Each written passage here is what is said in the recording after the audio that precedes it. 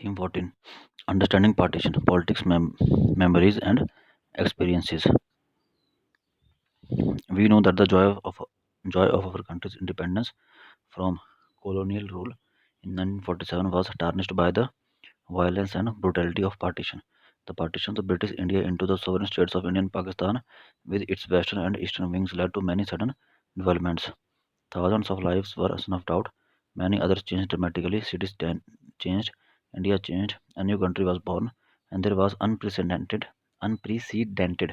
ge- genocidal violence and migration.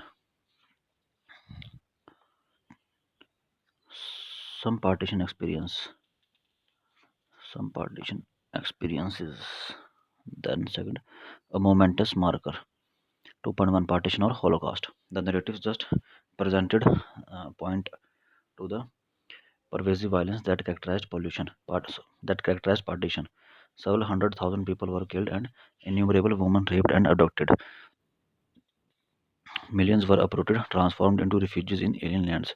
It is impossible to arrive at any accurate estimate of casualties. Informed and scholarly guesses vary from 2 lakh to 5 lakh people. In all probability, some 15 million people had to move across hastily constructed frontiers separating India and Pakistan. As they stumbled across these shadow lines, the boundaries between the two new states were not officially known until 2 days after formal independence. They were rendered homeless, having suddenly lost all their immovable property and most of their movable assets, separated from many of their relatives and friends as well, torn asunder from their moorings, from their houses, fields, and fortunes, from their childhood memories. Thus, stripped of their local or regional cultures, they were forced to begin picking up their life from the scratch. Was this simply a partition, a more or less orderly constitutional arrangement, an agreed upon division or of territories and assets, or should it be called a 16-month civil war? Recognizing that there were well organized forces on both the sides and concerted attempts to wipe out entire populations as enemies. Martial law, Maramari killings, Rala, Huller, disturbance, tumult, uproar. The power of stereotypes. India India haters in Pakistan and Pakistan haters in India are both products of partition. At times, some people mistakenly believe that the loyalties of the Indian Muslims lie with the Pakistan. The stereotype of extraterritorial pan-Islamic loyalties comes fused with other highly objectionable ideas. Muslims are cruel, bigoted, unclean descendants of invaders, while Hindus are kind, liberal, pure children of the invaded. The journalist R. M. Murphy has shown that the similar stereotypes proliferate in Pakistan. According to him, some Pakistan feel that the Muslims are fair, brave, monotheists, and meat eaters, while Hindus are dark, cowardly, polytheists, and vegetarian. Some of these stereotypes predate partition, but there is no doubt that they were immensely strengthened because of the 1947. Every myth in these constructions has been systematically critiqued by historians, but in both countries, voices of hatred do not mellow.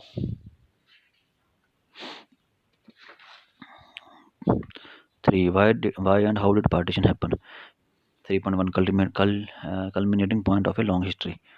Some historians, both Indian and Pakistani, suggest that Muhammad Ali Jinnah's theory that the Hindu and Muslims in colonial India constituted two separate nations can be projected back into medieval history. They emphasize that the events of the 1947 were intimately connected to the long history of Hindu-Muslim conflict throughout the medieval and modern times. Such an argument does not recognize that the history of conflict between the communities had coexisted with a long history of sharing and of mutual cultural exchange. It also does not take into account the changing circumstances that shape people's thinking. Some scholars see partition as a culmination of a communal politics that started developing in the opening decades of the 20th century. They suggest that separate electorates of Muslims created by the colonial government in 1909 and expanded in 1919 crucially shaped the nature of the communal politics. Separate electorates meant that the Muslims could now elect their own representatives in designated constituencies. This created a temptation for politicians working within the system to use the sectarian slogans and gather a following by distributing favors to their own religious groups. Religious identities thus required a functional use within a modern political system, and the logic of electoral Politics deepened and hardened these identities. Community identities no longer indicated simple difference in faith and belief. They came to mean active opposition and hostility between communities. However, while separate electorates did have a profound impact on Indian politics, we should be careful not to overemphasize their significance or to see partition as a logical outcome of their working. Communal identities were consolidated by a host of other developments in the early 20th century. During the 1920s and early 30s, tension grew around a number of issues. Muslims were angered by music before mosque, by the cow protection movement, and by the efforts of the Arya Samaj to bring back to the Hindu fold, that is Suddhi, those who had recently converted to Islam. Hindus were angered by the rapid spread of Tabligh, that is propaganda, and Tanzim, that is organization, after 1923. Tabligh means propaganda, and Tanzim means organization. As middle class publicists and communal activists sought to build character solidarity within their communities, mobilizing people against the other community, riots spread in different parts of the country. Every communal riot deepened differences between communities, creating disturbing memories of violence. The Lucknow Pact in box. The Lucknow Pact of December 1916 was an understanding between the Congress and the Muslim League, controlled by the UP-based Young Party, whereby the Congress accepted separate electorates controlled by UP-based Young Party. Young Party was based in UP.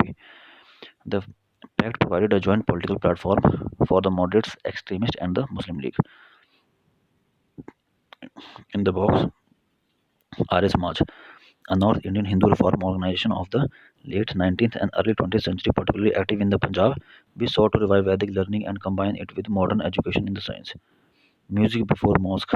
The playing of the music by a religious procession outside a mosque at the time of the namaz could lead to Hindu-Muslim violence. Orthodox Muslims saw this as an interference in their peaceful communication with the God.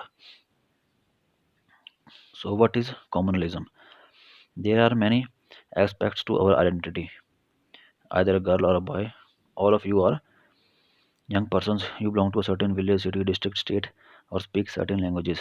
You are Indians, but you are also world citizens.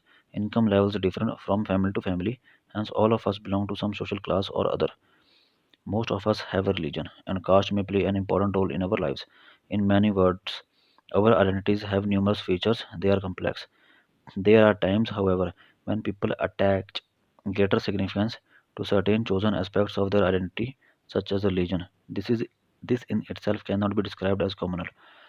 Communalism refers to a politics that seeks to unify one community around a religious identity in hostile opposition to another community. Again, communalism refers to a politics that seeks to unify one community around a religious identity in hostile opposition to another community.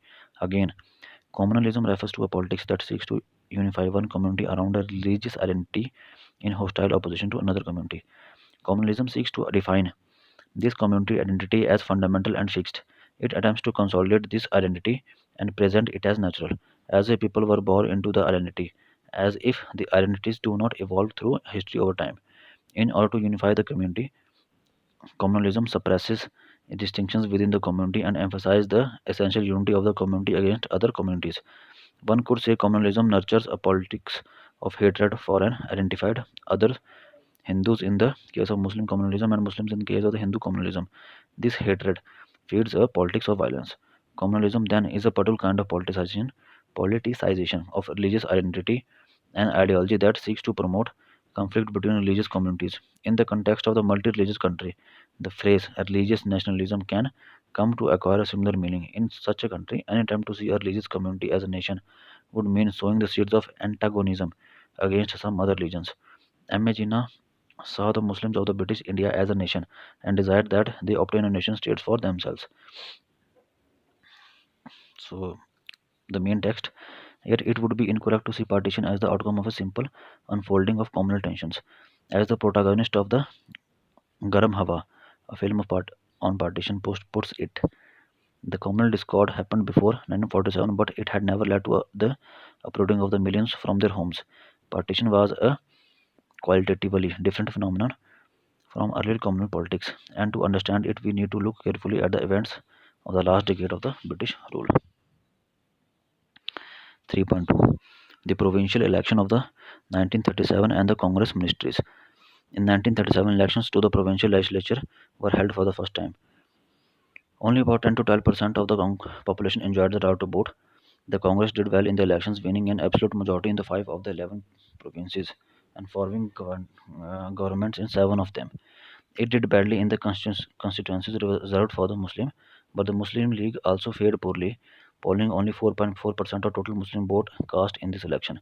The League failed to win a single seat in the northern Western Frontier province and could capture only 2 out of 84 reserved constituencies in the Punjab and 3 out of 33 in the Sindh. In the United Provinces, Muslim League wanted to form a joint government with the Congress. The Congress had won an absolute majority in the province, so it rejected the offer. Some scholars argued that this rejection convinced the League that if India remained united, the Muslims would find it difficult to gain political power because they would remain a minority. The League assumed, of course, that only a Muslim party could represent Muslim interest and that the Congress was essentially a Hindu party. But Jinnah's insistence that the League be recognized as the sole spokesman of Muslims could convince few at the time. Though popular in the United Provinces, Bombay and Madras, social support for the League was still fairly weak in 3 of the provinces from which Pakistan was to be carved out just 10 years later: Bengal, the northern western frontier province, and the Punjab. Even in the Sindh, it failed to form a government. It was from this point onwards that the League doubled its effort at expanding its social support. The Congress ministers also contributed to the widening rift. In the United Provinces, the party had rejected the Muslim League proposal for a coalition government party, partly because the League tended to support landlordism, which the Congress wished to abolish. Although the party had not yet taken any concrete steps in that direction, nor did the Congress achieve any substantial gains in the Muslim Mass Contact program launched. In the Muslim Mass Contact program it launched. In the end, the secular and the radical rhetoric of the Congress merely alarmed conservative Muslims and the Muslim landed elite without winning over the Muslim masses. So the Muslim League in the box. Initially floated in the Dhaka in 1906, the Muslim League was quickly taken over by the UP-based Muslim elite. The party began to make demands for autonomy of the Muslim majority areas of the subcontinent and of the Pakistan in 1940s. Again in the box, Hindu Mahasabha. Founded in 1915, the Hindu Mahasabha was a Hindu party that remained confined to North India. It aimed to unite Hindu society by encouraging the Hindus to transcend the divisions of the caste and sect. It sought to define Hindu identity in the opposition to Muslim identity. Main text. Moreover, while leading Congress leaders in the late 1930s insisted that more than ever before on the need of secularism, these ideas were by no means universally shared lower down in the party hierarchy, or even by all the Congress ministers. Maulana Azad, an important Congress leader, pointed out in 1937 that members of the Congress were not allowed to join the League. Yet congressmen were active in the Hindu Mahasabha, at least in the central provinces, that is present-day Madhya Pradesh. Only in December 1938 did the Congress Working Committee declare that the Congress members could not be the members of the Mahasabha. Incidentally, this was also the period when the Hindu Mahasabha and the RSS, Rashtriya Swayamsevak Sangh, were gaining strength. RSS spread from its Nagpur base to the UP, the Punjab, and other parts of the country in the 1930s. By 1940, the RSS had over 100,000, 1 lakh trained and highly disciplined cadres pledged to an ideology of Hindu nationalism, convinced that India was a land of Hindus. In the box, confederation means, in modern political language, it refers to a unity of fairly autonomous and sovereign states with a central government with delimited powers. Again, in the next box, the name Pakistan. The name Pakistan or Pakistan from Punjab, Afghanistan, Kashmir, Sindh, and Balochistan was coined by a Punjabi Muslim student at Cambridge, Chaudhary Rahmat Ali, who in pamphlets written in 1933 and 35 decided a separate national status for this new entity. No one took Rahmat Ali seriously in the 1930s, least of all the League and other Muslim leaders who dismissed his idea merely as a student's dream. Chaudhary Rahmat Ali. 3.3. The Pakistan Resolution. The Pakistan demand was formalized gradually on 3 March 1940. The League moved a resolution demanding a measure for autonomy of the Muslim majority areas of the subcontinent. This ambiguous resolution never mentioned partition of the Pakistan. In fact, Sikandar Hayat Khan, the Punjab premier and the leader of the Unionist Party, who had drafted the resolution, declared in the Punjab Assembly speech on 1 March 1941 that he was opposed to Pakistan that would mean Muslim Raj here and the Hindu Raj elsewhere. If Pakistan means unalloyed Muslim Raj in the Punjab, then I will have nothing to do with it. Sikandar Hayat Khan reiterated his plea for a united confederation with considerable autonomy for the confederating units. The origin of the Pakistan demand have also been tracked back to the Urdu poet Muhammad Iqbal, the writer of the Sare Jahan Se Acha Hindustan Hamara. In his presidential address to the Muslim League in 1930, the poet spoke of a need for a northwest Indian Muslim state. Muhammad Iqbal, however, was not visualizing the emergence of a new country in that speech, but a reorganization of Muslim majority areas in the northwestern India into an autonomous unit within a single loosely structured Indian federation. Next box. The Muslim League resolution in 1940.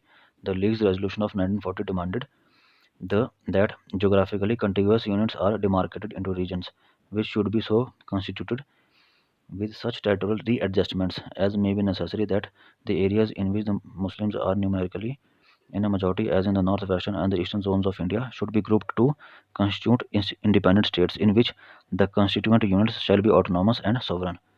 3.4. The suddenness of partition. We have seen that the League itself was vague about its demand in the 1940. There was a very short time, just 7 years, between the first formal articulation of the demand for a measure of autonomy for the Muslim majority areas of the subcontinent and partition. No one knew what the creation of the Pakistan meant and how it might shape people's lives in the future. Many who migrated from their homelands in 1947 thought they would return as soon as peace prevailed again. Initially, even Muslim leaders did not seriously raise the demand for Pakistan as a sovereign state. In the beginning, Jinnah himself may have seen the Pakistan idea as bargaining counter, useful for blocking the possible British concessions to the Congress and gaining additional favors for the Muslims. The pressure of the Second World War on the British delayed negotiations for independence for some time. Nonetheless, it was the massive Quit India movement which started in 1942 and persisted despite intense repression that brought the British Raj to its knees and compelled its officials to open a dialogue with Indian parties regarding a possible transfer of power. So the box in the next page, Unionist Party. Unionist Party is a political party representing the interest of the landholders, Hindu, Muslim, and Sikh in the Punjab. The party was particularly powerful during the period 1903 से 1947. Unionist Party, Unionist Party, Unionist Party, Unionist Party. Unionist Party is in the Punjab and the Young Party is in the UP. ठीक है. 3.5. Post-war developments. When negotiations were begun again in 1945, the British agreed to create an entirely Indian Central Executive Council, except for the Viceroy and the Commander-in-Chief of the Armed Forces, as a preliminary step towards full independence. Discussions about the transfer of the power broke down due to China's unrelenting demand that the League had an absolute right to choose all the Muslim members of the Executive Council and that there should be a kind of communal veto in the council, with decisions opposed by the Muslims needing a two-thirds majority. Given the existing political situation, the League's first demand was quite extraordinary, for a large section of the nationalist Muslims supported the Congress. Its delegation for these discussions was headed by Maulana Azad, and in West Punjab, members of the Unionist Party were largely Muslims. The British had no intention of annoying the Unionists, who still controlled the Punjab government and had been consistently loyal to the British. Provincial elections were held again in 1946. The Congress swept the general constituencies, capturing 91.3% of the non-Muslim vote. The League's success in the seats reserved for the Muslims was equally spectacular. It won all 30 reserved constituencies in the center, with 86.6% of the Muslim vote and 442 out of 509 seats in the provinces. Only as late as 1946, therefore, did the League establish itself as a dominant party among the Muslim voters, seeking to vindicate its claim to be the sole spokesman of the Indian Muslims. You will, however, recall that the franchise was extremely limited. About 10 to 12% of the population enjoyed the right to vote in the provincial elections and a mere 1% in the elections of the Central Assembly. 10 से 12% जो है वो provincial elections था और merely 1% election in the Central Assembly elections. Then 3.6, a possible alternative to partition.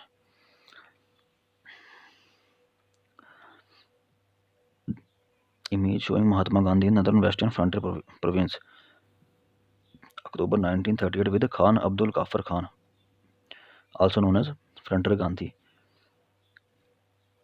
with Sushila Nair and Salem. Amtus Salem and Sushila Nair. 3.6, a possible alternative in partition. In March 1946, the British cabinet sent a three-member mission to Delhi to examine the League's demand and to suggest a suitable political framework for a free India. The cabinet mission toured the country for 3 months and recommended a loose three-tier confederation. India was to remain united. It was to have a weak central government controlling only foreign affairs, defense, and communications, with the existing provincial assemblies being grouped into three sections while electing the Constituent Assembly. Section A for the Hindu majority provinces, and Section B and C for the Muslim majority provinces of the Northwest and the Northeast, including Assam, respectively. The sections or the groups of the provinces would comprise various regional units. They would have the power to set up intermediate level executives and legislatures of their own. Initially, all major parties accepted this plan, but the agreement was short lived because it was based on mutually opposed interpretations of a plan. The League wanted the grouping to be compulsory, with sections B and C developing into strong entities with the right to secede from the Union in the future. The Congress wanted that the provinces be given the right to join a group. It was not satisfied with the mission's clarification that the grouping would be compulsory at first, but provinces have the right to opt out after the constitution had been finalized and new elections held in accordance with it. Ultimately, therefore, neither the League nor the Congress agreed to the cabinet mission's proposal. This was a most crucial juncture because after this, partition became more or less inevitable, with most of the Congress leaders agreeing to it, seeing it as tragic but unavoidable.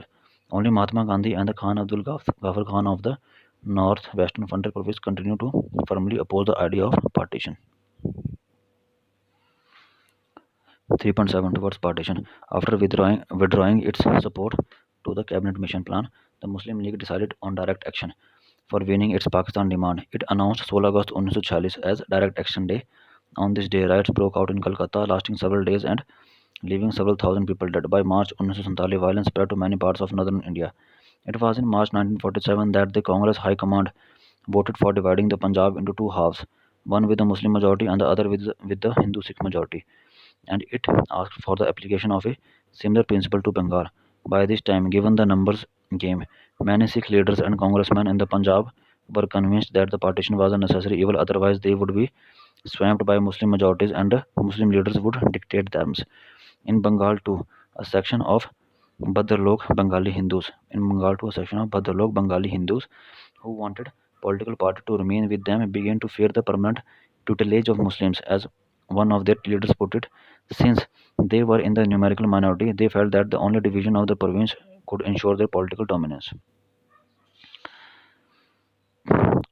Without a shot being fired. In the box, without a shot being fired. This is what Moon wrote. For over 24 hours, riotous mobs were allowed to rage through this great commercial city unchallenged and unchecked. Unchallenged and unchecked. The finest bazaars were burned to the ground without a shot being fired to disperse the incendiaries, that is, those who stirred up conflict.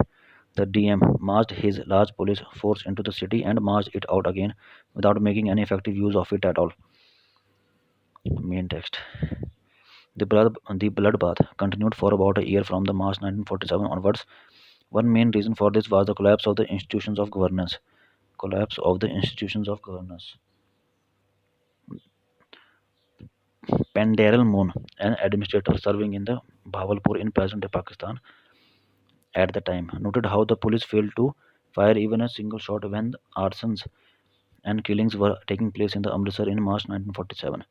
Amritsar district became the scene of the bloodshed later in the year when there was a complete breakdown of authority in the city. British officials did not know how to handle the situation. They were unwilling to take decisions and hesitant to intervene. When panic-stricken people appealed for help, British officials asked them to contact Mahatma Gandhi, Jawaharlal Nehru, Vallabhbhai Patel, or M.A. Jinnah. Nobody knew who could exercise authority and power. The top leadership of the Indian parties, barring Mahatma Gandhi, were involved in negotiations regarding independence, while many Indian civil servants in the affected provinces feared of their own lives and property. The British were busy preparing to quit India. Problems were compounded because Indian soldiers and policemen came to act as Hindus, Muslims, or Sikhs. As communal tension mounted, the professional commitment of those in the uniform could not be relied upon. In many places, not only did the policemen help their co-religionists, but they also attacked members of the other communities. Figure showing villagers of Noakhali hope for a glimpse of Mahatma Gandhi. 4.1 The One Man Army. Uh, Amidst all this turmoil, one man's valiant efforts at restoring communal harmony bore fruit.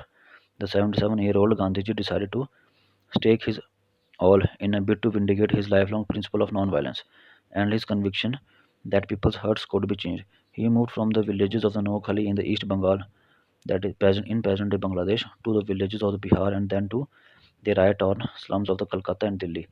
In a heroic effort to stop Hindus and Muslims kill each other, careful everywhere to restore the minority community. In October 1946, Muslims in the East Bengal targeted Hindus. Gandhiji visited the area, toured the villages on the foot, and persuaded the local Muslims to guarantee the safety of the Hindus. Similarly, in other places such as the Delhi, he tried to build a spirit of mutual trust and confidence between the two communities. And Delhi Muslim Shahid Ahmad Dehlavi, compelled to flee to a dirty, overcrowded camp in Purana Killa, likened Gandhi's arrival in Delhi on 9 September 1939 to the arrival of the rains after a particularly long and harsh summer. Dehlavi recalled in his memoir how Muslims said to one another, Delhi will now be saved.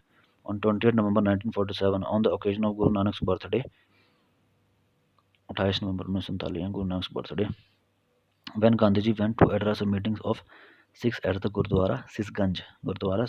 Sisganj, he noticed that there was no Muslim on the Chandni Chowk road, the heart of the old Delhi. What could be more shameful for us? He asked during a speech that evening. Than the fact that not a single Muslim could be found in the Chandni Chowk. Gandhiji continued to be in Delhi, fighting the mentality of those who wished to drive out every Muslim for the city, seeing them as Pakistani. When he began to fast, when he began a fast to bring about a change of heart, amazingly, many Hindu and Sikh migrants fasted with them. The effect of the fast was electric, wrote Maulana Azad. People began realizing the folly of the pogrom they had unleashed on the city's Muslims, but it was only Gandhiji's martyrdom that finally ended this macabre drama of violence. The world, the world veritably changed. Many Delhi Muslims of the time recalled later. Fifth point is gendering partition. 5.1 Recovering women. In the last decade and a half, historians have been examining the experiences of ordinary people during the partition. Scholars have written about the harrowing experience of women in those violent times. Women were raped, abducted, sold, often many times over, forced to settle down to a new life with strangers in unknown circumstances, deeply traumatized by all that they had undergone. Some began to develop new family bonds in their changed circumstances, but the Indian and Pakistani governments were insensitive to the complexities of the human relationships, believing the women to be on the wrong side of the border. They now tore them away from their new relatives and sent them back to their early families or locations. They did not consult the concerned women, undermining their right to take decisions regarding their own lives. According to one estimate, 30,000 women were recovered overall, 22 Muslim women in India and 800 Hindu and Sikh women in Pakistan, in an operation that ended as late as 1954. In the box, what recovering woman meant. Here is an experience of a couple recounted by Prakash Tandon in his Punjabi Century, an autobiographical social history of colonial Punjab. अच्छा, बाद में 5.2 Preserving honor. Scholars have also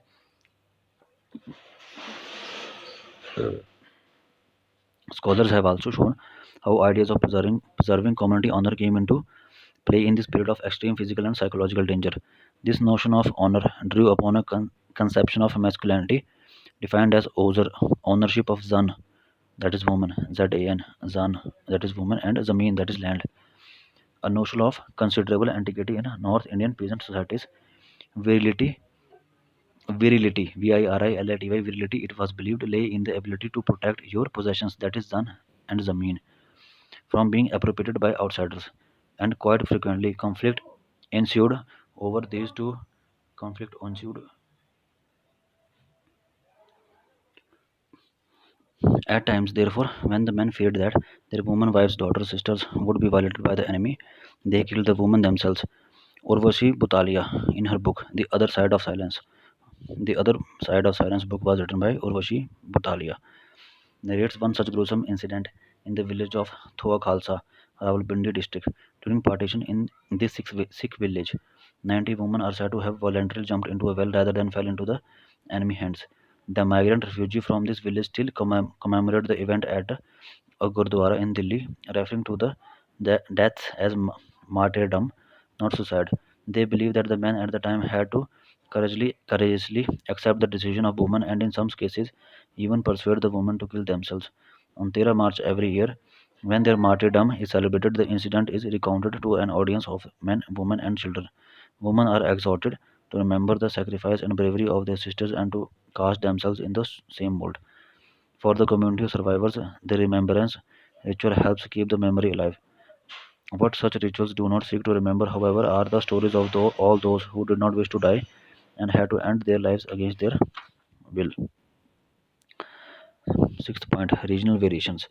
The experiences of the ordinary people we have seen discussing so far relate to the northwestern part of the subcontinent. What was the partition like in the Bengal, UP, Bihar, Central India, and the Deccan? While carnages occurred in the Calcutta and the Noakhali in 1946, the partition was most bloody and destructive in the Punjab. The near total displacement of the Hindus and Sikhs eastwards into the India from the West Punjab and of almost all Punjabi speaking Muslims to Pakistan happened in a relatively short period of 2 years between 1946 and 48. Many Muslim families of the UP, Bihar, Madhya Pradesh, and Hyderabad in Andhra Pradesh continued to migrate to Pakistan through the 1950s and early 1960s. Although many choose to remain in India, most of these Urdu-speaking people known as the Muhajirs, Muhajirs, Muhajirs, that is migrants. Most of these Urdu-speaking people known as Muhajirs, that is migrants in Pakistan, moved to the Karachi, Hyderabad region in Sindh. In Bengal, the migration was even more protracted, with people moving across a porous border. This also meant that the Bengali division produced a process of suffering that may have been less concentrated, but was as agonizing. Furthermore, unlike the Punjab, the exchange of population in Bengal was not near total. Many Bengali Hindus remained in East Pakistan, while many Bengali Muslims continued to live in West Bengal. Finally, the Bengali Muslims, that is East Pakistan, is rejected Jinnah's two-nation theory through political action, breaking away from Pakistan and creating Bangladesh in 1971-72. Religious unity could not hold East and West Pakistan together. There is, however, a huge similarity between the Punjab and Bengal experiences. In both these states, women and girls became prime targets of persecution. Attackers treated women's bodies as territory to be conquered. Dishonoring women of a community was seen as dishonoring the community itself and a mode of taking revenge. Saadat Hassan Manto, in the box, Hassan Manto, a particularly gifted Urdu short story writer. In book Siyah Hasai, Black Margins, Siyah Hashiye, Black Margins. Partition literature and films exist in many languages, notably in Hindi, Urdu, Punjabi, Sindhi, Bengali, Assamese, and English. Manto, Rajinder Singh Bedi, Urdu, Intezar Hussain, Help, Humanity, and Harmony. Seventh point. Buried under the debris of the violence and pain of partition is an innumerous history of help, humanity, and harmony. Many narratives, such as the Abdul Latif's poignant testimony, with which we begin, reveal this. Historians have discovered numerous stories of how people helped each other during the partition period. Stories of caring and sharing, of the opening of the new opportunities, and of triumph over trauma. Consider, for instance, the work of the Khushdev Singh, a Sikh doctor specializing in treatment of tuberculosis posted in Dharampur at present-day Himachal Pradesh, immersing himself in his work day and night. The doctor provided that rare healing touch, food, shelter, love, and security to the numerous migrants, Muslims, Sikhs, Hindu alike. The residents of the Dharampur developed the kind of the faith and confidence in his humanity and generosity that the Delhi Muslims and others had in Gandhiji. One of them, Muhammad Omar, wrote to Khushdeva Singh, with great humility, I beg to state that I do not feel myself safe except under your protection. Therefore, in all kindness, be good enough to grant me a seat in your hospital. We know about grueling relief works of this doctor from the memoir he entitled Love is Stronger Than Hate, a remembrance of 1947. Here, Khushdev Singh describes his work as humble efforts I made to discharge my duty as a human being to fellow human beings. He speaks most warmly of two short visits to Karachi in 1947.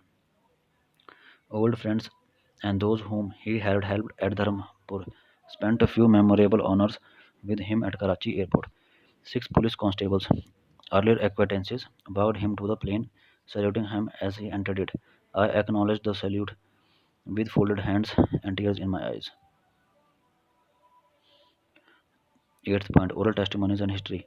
Have you ever taken note of the materials from which the history of partition has been constructed in this chapter? Oral narratives, memoirs, diaries, family histories, first-hand written accounts. All these help us understand the trial and tribulations of ordinary people during the partition of the country. Millions of the people viewed partition in terms of the suffering and challenges of the time. For them, it was no mere constitutional division or just the party politics. It meant the unexpected alterations in life as it unfolded between 1946 and 1950 and beyond, requiring psychological, emotional, and social adjustments. As with the Holocaust in Germany, we should understand partition not simply as a political event, but also through the meanings attached to it by those who lived it. Memories and experiences shape the reality of an event. One of the strengths of personal reminiscence, one type of oral source, is that it helps us grasp experiences and memories in detail. It enables historians to write richly textured, vivid accounts of what happened to people during events such as partition. It is impossible to extract this kind of information from government documents. The latter deal with policy and party matters and various state-sponsored schemes. In the case of partition, government reports and files, as well as the personal writings of its high-level functionaries, throw ample light on negotiations between the British and the major political parties about the future of India or on the rehabilitation of the refugees. They tell us little, however, about the day-to-day experiences of those affected by the government's decision to divide the country. Oral history also allows historians to broaden the boundaries of their discipline by rescuing from oblivion the lived experiences of poor and the powerless, those of, say, Abdul Latif's father, the woman of Thoa Khalsa, the refugee who retailed wheat at wholesale prices, eking out a paltry living by selling the gunny bags in which the wheat came. A middle-class Bengali widow bent double over road laying work in Bihar, a Peshawari trader who thought it was wonderful to land a petty job in Cuttack upon migrating to India but asked, where is Cuttack? Is it on the upper side of Hindustan or the lower? We haven't quite heard of it before in Peshawar. Thus, moving beyond the actions of the well off and the well known, the oral history of partition had succeeded in exploring the experiences of those men and women whose existence has hitherto been ignored, taken for granted, or mentioned only in passing in mainstream history. This is significant because the histories that we read often regard the life and work of the mass of the people in the past as inaccessible and unimportant. Yet many historians still remain skeptical of the oral history. They dismiss it because oral data seem to lack concreteness and the chronology they yield may be imprecise. Historians argue that the uniqueness of the personal experiences makes generalization difficult. A large picture cannot be built from such micro evidence, and one witness is no witness. They also think oral accounts are concerned with tangential issues, and that the small individual experiences which remain in memory are irrelevant to the unfolding of larger processes of history. However, with regard to events such as partition in India and Holocaust in Germany, there is no dearth of testimony about the different forms of distress that numerous people faced. So there is ample evidence to figure out trends, to point out exceptions by comparing statements, oral or written, by corroborating what they yield with findings from other sources, and by being vigilant about internal contradictions. Historians can weigh the reliability of a given piece of evidence. Furthermore, if historians had to accord presence to the ordinary and powerless, then the oral history of partition is not concerned with tangential matters. The experiences it relates are central to the story, so much so that the oral sources should be used to check other sources and vice versa. Different types of sources have to be tapped for answering different types of questions. Government reports, for instance, will tell us of the number of recovered women exchanged by the Indian and Pakistani states, but it is the woman who will tell about their suffering. We must realize, however, that the oral data on partition are not automatically or easily available. They have to be obtained through interviews that need to combine empathy with the tact. In this context, one of the empathy with the tact they can use empathy with tact can be used. This can be used by the interview persons. Empathy with tact. In this context, one of the first difficulties is that protagonist may not want to talk about intensely personal experiences. Why, for instance, would a woman who had been raped want to disclose her tragedy to a total stranger? Interviewees have to often avoid inquiring into personal traumas. They have to build considerable rapport with the respondents before they can obtain in-depth and meaningful data. Then there are problems of memory. What people remember or forgot about an event when they are interviewed a few decades later will depend in part on their experiences of the intervening years and on what has happened to their communities and nations during those years. The oral historian faces the daunting task of having to sift the actual experiences in partition from a web of constructed memories. In the final analysis, many different kinds of the source materials have to be used to construct a comprehensive account of partition so that we see it not only as an event and process, but also understand the experiences of those who lived through those traumatic times. Timeline, an important timeline. 1930. The Urdu poet Muhammad Iqbal speaks of the need for a non-West, Northwest Indian Muslim state as an autonomous unit within a single loose Indian federation. 1933. The name Pakistan or Pakistan is coined by a Punjabi Muslim student at Cambridge, Chaudhry Rahmat Ali. 1937-39. Congress ministers came to power in the 7 out of 11 provinces in British India. 1940. The Muslim League moved a resolution at Lahore demanding a measure of autonomy for the Muslim majority areas. 1946. Elections are held in the provinces. The Congress wins massively in the general constituencies. The League's success in the Muslim seat is equally spectacular. March to June 1946. The British cabinet sends a three-member cabinet mission to Delhi. In August, the Muslim League decides on direct action for winning Pakistan. 16 August. The violence breaks out between Hindus and Sikhs and Muslims. The 16 August को क्या हुआ? The violence breaks out between Hindu, Sikhs and Muslims in Calcutta, lasting several days and leaving several thousand people dead. March 1939, the Congress High Command votes for dividing the Punjab into Muslim majority and Hindu Sikh majority halves and asks for the application of a similar principle to Bengal. The British begin to quit India. 14-15 August 1947, Pakistan is formed. India gains independence. Mahatma Gandhi tours Noakhali in East Bengal to restore communal harmony.